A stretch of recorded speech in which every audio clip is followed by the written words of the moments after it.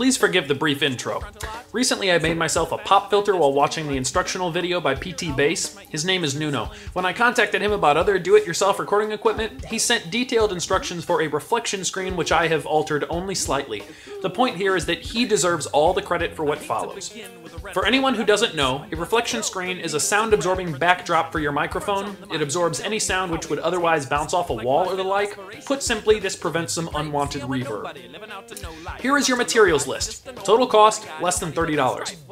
3 pieces of plywood, $10. I chose half-inch thickness, just deep enough for screws. I bought a piece of plywood 2 feet by 4 feet and asked the lumberyard workers to cut it into 2 14-inch pieces and the one remaining 20-inch piece, each piece being 2 feet tall, of course.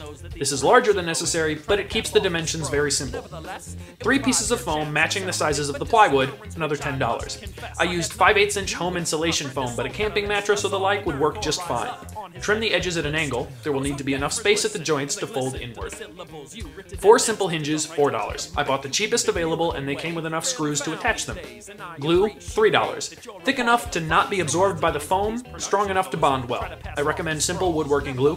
Finally, a screwdriver or drill. There's always one around the house somewhere. Start by attaching the hinges to the plywood with your screws. The type of hinges you will buy dictate if there needs to be a gap between the plywood pieces. Place them far enough from each other and far enough from the edge. If they have hinge pins, ensure all the hinges are installed the same way. Next, glue the foam to the plywood. Ensure there is ample room for the hinges to fold without the foam getting in the way. Allow plenty of time to dry. You don't want to handle the reflection screen prematurely and have the foam sliding around. When the glue is dry, you're finished. This took me about a half an hour with a screwdriver. It should only take about 10 minutes with a cordless drill. I chose to attach an old bed sheet with a staple gun to soften the corners and to make it look nicer. I attached a wire hanger to the back with a couple of screws. This allows it to hang on a towel hook which is anchored to a wall stud. This costs only $1. That's it. Thanks for watching, and good luck!